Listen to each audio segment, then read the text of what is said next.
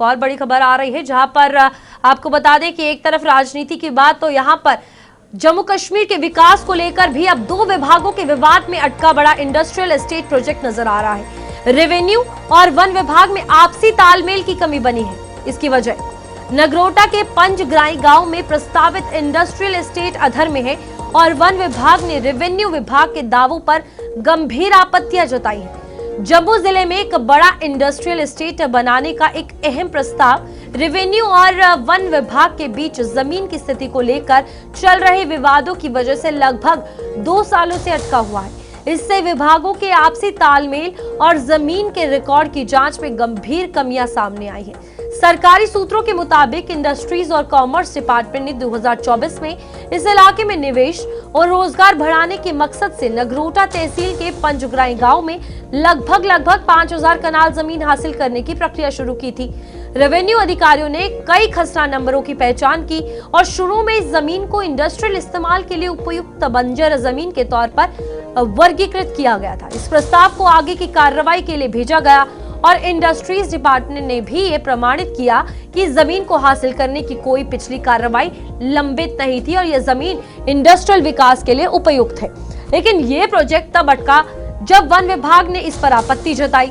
One विभाग का दावा था कि ये जमीन वन क्षेत्र के अंतर्गत आती है और वन संरक्षण कानूनों के तहत जरूरी मंजूरी के बिना इसे किसी और काम के लिए इस्तेमाल नहीं किया जाएगा। और रेवेन्यू विभाग की अगर बात की जाए, उनके दावों पर भी आपत्तियां जो है वो जताते हुए वन विभाग नजर आए। अब ये प्रोजेक्ट 2 साल से अटक चुका है, जिसके चलते काफी नुकसान भी हुआ होगा। इन तमाम चीजों पर बातचीत भी करेंगे। हमारे साथ विनोद जी बने हुए हैं। विनोद जी, सवाल यही है कि जिस तरीके से 2 साल से ये प्रोजेक्ट अटका है, हम आगे भी कितनी देर देखें कि अटका रहेगा, क्योंकि आपसी कलह खत्म होना अब ये जम्मू कश्मीर में शायद आम बात हो गई। हाँ रूपाली, आपने बताया कि पंजग्राई में 5000 कनाल जमीन का मसला था। उसको प्रपोज थी कि उस लैंड को आइडेंटिफाई किया गया था कि उसमें इंडस्ट्रियल हब बनाया जाएगा या इंडस्ट्रियल स्टेट वहाँ पे बनाया जाएगा। अनफॉर्चुनेट दुर्भाग्यपूर्ण इस बात की रहती है कि जब विभागों में आपसी कोऑर्डिनेशन नहीं रहता है, जब समन्वय और तालमेल नहीं रहता, तो इस तरह के प्रोजेक्ट फंस जाते हैं। रेवेन्यू डिपार्टमेंट अपना क्लेम कर रहा है कि ये जगह हमारी है, फॉरेस्ट वाले अपना क्लेम कर रहे हैं और आए दिन मुझे लगता है कि जेडीए वाले भी क्लेम ठोक देंगे कि ये हमारी जगह है। लेकिन जब आप किसी मकसद को लेकर के, एक मकसद से आप किसी प्रोजेक्ट को लॉन्च कर रहे हो या प्रोजेक्ट को बना रहे हो, तो मुझे लगता है कि सबको मिलकर के तालमेल में और समन्वय के साथ इसको पारित करना चाहिए, क्योंकि इससे रोज़गार जनरेट होगा।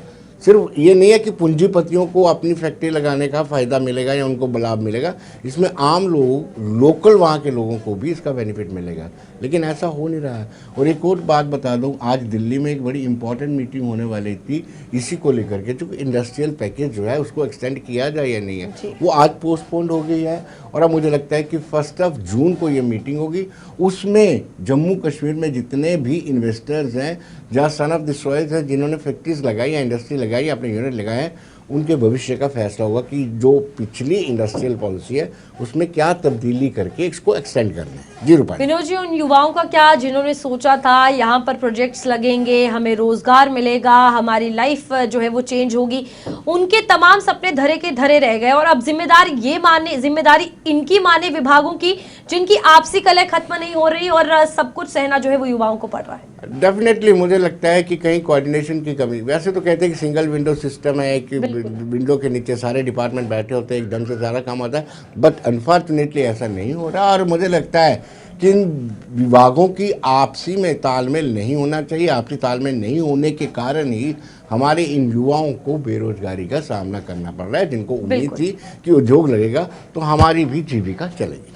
अब यहाँ पर जम्मू कश्मीर में उद्योग नीति, पर्यावरण संरक्षण को लेकर बात की जाए, कितना ज्यादा जरूरी है कि अगर ऐसे प्रोजेक्ट्स लाए जा रहे हैं इन फ्यूचर या इस पर ही काम किया जाएगा, तो पहले पॉलिसीज और कंडीशंस क्लियर हो। रूपाली, इसमें एक चीज़ कहा जाता है या फिर प्रो जम्मू के लोग ये कहते हैं कि इंडस्ट्री हमेशा ही जम्मू में लगेगी, तो टूरिस्ट जो होगा, टूरिज्म जो है वो टनल के उस पार होता है। सरकारें कश्मीर की आती हैं, ये बात करना चाहिए। तो जहाँ जम्मू के लोग जो उद्योग से जुड़े हुए हैं वो कहते हैं कि सरकार इसलिए दिलचस्पी नहीं लेती है कि अगर उद्योग लगेगा तो वो जम्मू में लगेगा। इनका ये आरोप रहता है इंडस्ट्रियलिस्ट का कि इसलिए सरकार जो है ज़्यादा गंभीरता से नहीं लेती है। लेकिन इस बार सरकार ने कहीं ना कहीं जो स्टेक होल्डर्स हैं उनसे सुझाव भी मांगे हैं। आप देखते हैं क्या होता है। ठीक है विनोद जी, बहुत बहुत शुक्रिया आपका ज्वाइन करने के लिए। और इस बीच ये बड़ा सवाल है, जिस तरीके से 2 साल से ये प्रोजेक्ट रुका हुआ है, विकास कहाँ है, जिम्मेदारी किसकी है और अब आगे इस पर फैसला कौन लेगा, ये भी सोचने वाली बात है।